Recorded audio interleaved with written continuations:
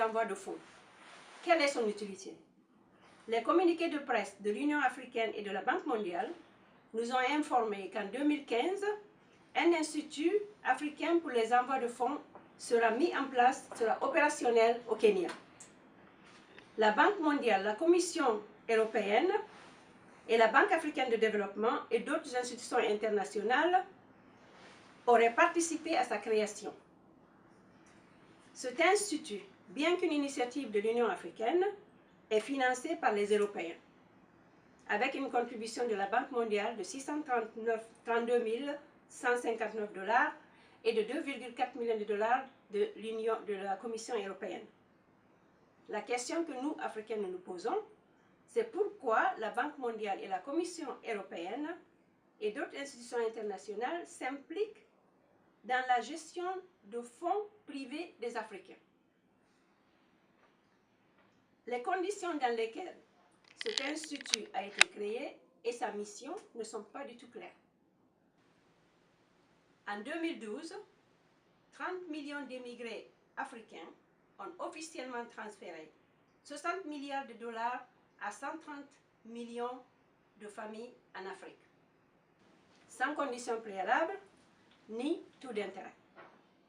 Mais ils n'ont pas été consultés ou impliqués dans le processus de prise de décision sur un institut qui, soi-disant, sera mis en place pour les aider à amortir les frais de transfert et d'améliorer la gestion de ces fonds. Nous avons 4 questions préliminaires pour l'Union africaine, la Commission européenne et la Banque mondiale. Quelle est la mission réelle de cet institut? Dans la section 22 du document de l'Union africaine, il est dit que sa mission sera de mobiliser les envois de fonds pour le développement économique et social en Afrique. Ce qui signifie que cet institut sera impliqué pour déterminer comment les envois de fonds seront dépensés. Mais dans la section 21, ce même institut ne sera pas impliqué dans les transactions de fonds et questions d'établissement de paiement. Clairement, ces deux sections se contredisent. À notre avis, tout institut devrait rester à l'écart d'influencer la façon dont les envois de fonds sont utilisés.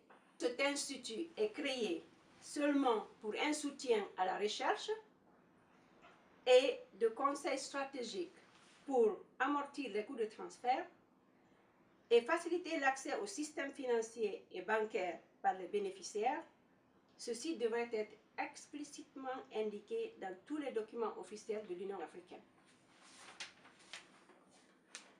Sinon, la mission de cet institut, telle qu'indiquée dans le document de l'Union africaine, est trompeuse et devrait être reformulée pour tenir compte de la nature technique de sa mission. Notre deuxième question, c'est quel sera le coût de fonctionnement de cet institut? Nous voudrions avoir quelques informations. Par exemple, la taille de l'institut, le nombre d'employés et d'experts locaux et étrangers, et le nombre d'Africains en formation pour la gestion de cet institut. Nous voudrons avoir le coût total de l'opération de cet institut. Pourquoi? Parce que nous sommes soucieux de la rentabilité de cet institut. Tel que décrit, sa viabilité économique n'est pas claire, surtout si le pays d'accueil, le Kenya, devra supporter le poids du coût administratif. En plus, les coûts de gestion risquent d'être supérieurs aux bénéfices déclarés. Donc, une analyse coût-bénéfice bien établie devra être faite. Sinon, tel que décrit, cet institut ne sera rien de plus qu'un autre très coûteux et inutile projet africain. Et on en attend d'autres. Notre troisième question, serait-il une duplication d'activités des banques centrales ou pourrait être simplement effectuée par la Banque africaine de développement? Notre quatrième question, pourquoi exclure ceux qui envoient et reçoivent ces fonds? Dans la section 15 du document de l'Union africaine, On nous informe d'une consultation par Internet de 3000 visiteurs et de 235 répondants. Donc, sur les 30 millions d'envoyeurs de fonds et 120 millions de bénéficiaires, seulement 235 personnes ont répondu. À notre avis, la sensibilisation aurait pu être plus élevée si plusieurs organisations de la diaspora africaine, les ambassades des pays d'origine, la société civile et les ONG dans les pays bénéficiaires ont été impliqués. Mais cela n'a pas été le cas. Pour conclure, toutes nos questions devraient être répondues à notre satisfaction. Les émigrés et leurs familles ont le droit à des éclaircissements sur cet institut. De nombreuses femmes sont bénéficiaires de ces fonds. Étant conscientes, elles savent comment bien gérer leur argent pour résoudre les besoins familiales. Ces fonds sont plus élevés que la totalité de l'aide provenant de l'Union africaine, de l'Union européenne et des États-Unis. En plus, et plus que la totalité des investissements étrangers en Afrique. Il n'y a aucun doute que ces fonds ont été bien dépensés et gérés pour que l'Afrique puisse maintenir ses taux de croissance actuels. Ils sont l'épine dorsale de la viabilité de ces taux de croissance élevés en Afrique. Donc, personne, aucune institution ou puissance étrangère n'a le droit de s'ingérer dans la liberté économique de l'Afrique. Et cela, nous, Africains, ne devrons jamais le permettre. Merci. Binta, mon collègue, elle vient de nous parler d'un problème assez sérieux qui nous concerne tous, Africains de la diaspora, qui envoient énormément d'argent à nos familles en Afrique, chaque jour, chaque mois, chaque année. Maintenant, comme Binta l'a expliqué, nous, au niveau de la diaspora, nous sommes soucieux de l'avenir de nos familles. Nous contribuons beaucoup et ça nous fait un peu peur quand une institution d'une telle taille veut s'imposer pour essayer de contrôler l'avenir de cet argent et comment cet argent est utilisé.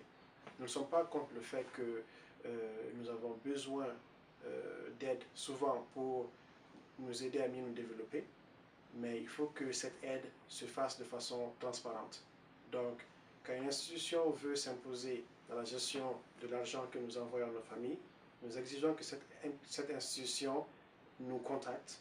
Elle ne contacte pas nous seulement au niveau de la plate, mais elle contacte nos ambassades, elle contacte nos représentations diplomatiques ici, elle attaque nos associations africaines ici, pour déjà nous exposer leurs idées, leurs plans, et qu'ensemble, en tant que communauté africaine, en tant que membres de la diaspora, nous puissions analyser le problème et nous assurer que cette idée va dans le sens de nos intérêts. Donc, l'idée que nous avons aujourd'hui au niveau de la plate, c'est que nous ne sommes pas contre cette institution, mais nous exigeons plus d'informations. Plus d'informations quant à la direction de cette organisation, plus d'informations quant à ses objectifs, et aussi plus de rassurance pour que nous puissions les faire confiance. Maintenant, nous avons beaucoup d'institutions dans nos pays, telles que les banques centrales, qui ont aussi un rôle à jouer. Et nous aimerions aussi que ces banques soient incluses dans ce processus, mais plus important, nous aimerions avoir une voix. Donc, nous incitons tous les membres de la diaspora à se renseigner auprès de leur représentation diplomatique, à se renseigner auprès de l'Union africaine, et nous incitons aussi les institutions comme la Banque mondiale, les institutions comme l'Union européenne, les institutions comme l'Union africaine à venir en avance, à ne pas juste nous envoyer les résultats de leur réunion faits dans huis clos, mais qui viennent en avance, consultent nous, membres de la diaspora, pour qu'ensemble, si ce projet est vraiment pour l'avenir de nos pays, de nos familles, nous puissions ensemble piloter ce projet. Merci et à bientôt.